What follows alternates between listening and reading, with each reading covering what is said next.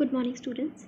आज हम prelims point of view से कुछ डेटा डिस्कस करने जा रहे हैं। जैसा कि मैं आप स्क्रीन पे देख रहे हो, आज का हमारा टॉपिक है digital ecosystem for disabled people.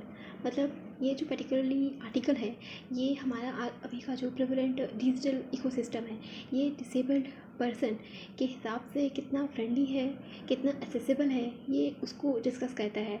But इस पर्टिकुलर आर्टिकल में प्रीलिम्स या मेंस के पॉइंट ऑफ व्यू से कुछ खास पॉइंट्स नहीं थे।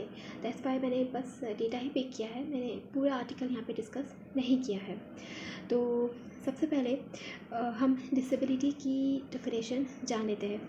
ये जो डेफिनेशन है, ये मैंने बेसिकली जो NHRC की जो वेबसाइट है, that is national human right commission, मैंने वहाँ से इस टॉपिक को पिक किया है। और ये जो डेफिनेशन है, ये बेसिकली सोशल एस्पेक्ट को कैटर करता है। अब देखिए, जब गवर्नमेंट और लीगल चीज़ें आती हैं ना, तो उसमें मल्टीपल एस्पेक्ट इंक्लूड होते हैं। जैसे कि कुछ लीगल डेफिनेशन हो गई, मेडिकल, बायोलॉजिकल, इकोनॉमिकल एक्सेट्रा। तो ये बेसिकली सोशल एस्पेक्ट से डिसेबिलिटी को ये डिफाइन करता है। तो according to this rule, people may be disabled by physical. तो जैसे कि मैं आपको यहाँ फ़ोटो दिखाती हूँ। फिज़िकल डिसेबिलिटी में जैसे कि हम देख सकते हैं यहाँ पे, जैसे ये जो फ़ोटो है, यहाँ पे इन भाई साहब को पैर में कुछ दिक्कत है, या यहाँ जैसे हाथ में, पैर में, यहाँ जैसे हाथ में दिखाई दे रहा है, या फिर जैसे कि आप यहाँ देख सकते हो, यहाँ पैर में ऐसे करके, है ना। तो यहाँ पर डिफरेंट काइंड्स ऑफ डिसेबिलिटी या इम्पेयरमेंट्स दिखाई जा रही है कि हाँ, कुछ बॉडी के पास में कुछ दिक्कत है, ठीक है। तो यहाँ पे जैसे कि फिज़िकल डिसेबिलिटी हो गया, या इंटेलेक्चुअल मतलब हो गया जैसे कि सोचने समझने की जो क्षमता होती है। अब ये हो सकता है शायद जेनेटिकली हो, या किसी एक्सीडेंट की वजह से अगर ब्रेन पे कुछ असर पड़े, तो इस इंटेलेक्चुअल जो ह्यूमन बीइंग की क्षमता होती है, वो उस पर इसका ख़राब असर होता है, दैट इज़ कम हो जाती है सोचने समझने की क्षमता। या फिर जैसे कि हो गया सेंसरी इम्पेयरमेंट। देखिए, सेंसरी मतलब जैसे कि हमारे सेंसरी ऑर्गन, जिसके थ्रू हम अपने एनवायरनमेंट से वेरियस काइंड ऑफ डेटा हम सुनते हैं। जैसे कि इधर आँख हो गया, कान हो गया, जीभ हो गया, या फिर हमारी बॉडी की स्किन हो गई, है ना, या फिर नोज़ हो गया। तो ये जो बेसिकली हमारे 5 ऑर्गन्स है, तो ये हमारे सेंसरी ऑर्गन्स है। तो यहाँ पे कुछ अगर क्षति होती है, तो दैट इज़ सेंसरी इम्पेयरमेंट। जैसे कि आप यहाँ पे दे सकते हो, यहाँ पे इस इमेज में आँखों में इशू है, ठीक है। तो ये आँखों में इश्यूज़ है, तो ये एक सेंसरी इम्पेयरमेंट का एग्जाम्पल हो जाता है।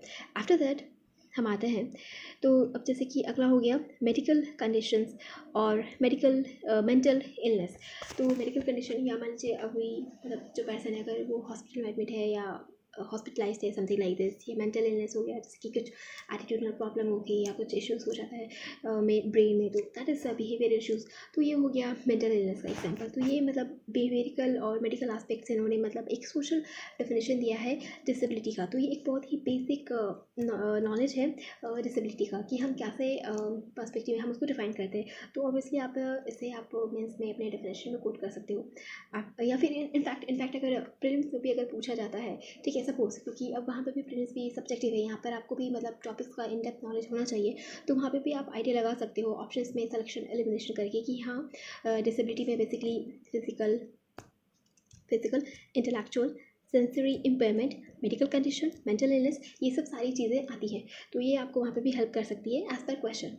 तो सच इम्पेयरमेंट्स, कंडीशंस और इलनेस मे बी परमानेंट और transitory in nature, transitory in nature. So जैसे कि परमानेंट हो गया, जैसे कि अब कुछ डिसेबिलिटीज़ हो गई, तो वो ताउम्र ज़िंदगी भर आपके साथ रहेंगी, या ट्रांजिटरी इन नेचर।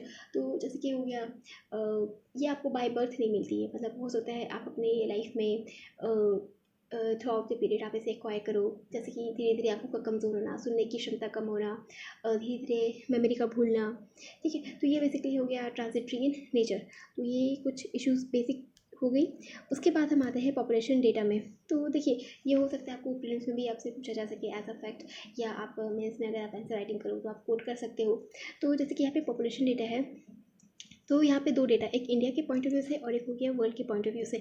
तो इंडिया में सेंसस 2011 ये बताता है कि ऑलमोस्ट इंडिया में 2.21% ऑफ इंडियन पॉपुलेशन डिसेबल है, और ये ऑलमोस्ट 192 मिलियन, ये इन नंबर अराउंड 192 मिलियन पीपल इसमें आते हैं। और उसके बाद वर्ल्ड में WHO के अकॉर्डिंग, वर्ल्ड हेल्थ ऑर्गेनाइजेशन के according, about 16% of global population ये डिसेबल कैटेगरी में आती है। उसके बाद ये जो बेसिकली जो आर्टिकल था वो थ्रू आउट द आर्टिकल जो राइटर है वो ये बोलते हैं कि हमें भी जो भी हमारा भी डिजिटल ऐप है, वेरियस डिजिटल प्लेटफॉर्म है जैसे व्हाट्सएप, टेलीग्राम, ओला, उबर, तो ये जो हमारा डिजिटल प्लेटफॉर्म है तो इसको हमें डिसेबल फ्रेंडली सिस्टम में हमें इसे इवॉल्व करना होगा। हमें अपने ऐसे सिटीजन्स के लिए भी वेरियस ऑप्शंस, ऐसे फीचर्स, ऐप डेवलपमेंट ऐसे करने होंगे ताकि ये भी आराम से इन ऐप्स को इस्तेमाल कर सके और वो डिजिटल इंडिया में अपना पॉजिटिव कंट्रीब्यूशन दे सके। तो ये था इस पर्टिकुलर टॉपिक के लिए। मैं आगे इसको और डिटेल में भी आपको एलाबरेट करते रहूँगी। Stay tuned. और अगर आपको मेरा लेक्चर अच्छा लगा हो तो मेरे वीडियो को लाइक करें, शेयर करें ज़्यादा से ज़्यादा फ्रेंड्स के साथ, और मेरे चैनल को सब्सक्राइब करें। Thank you so much.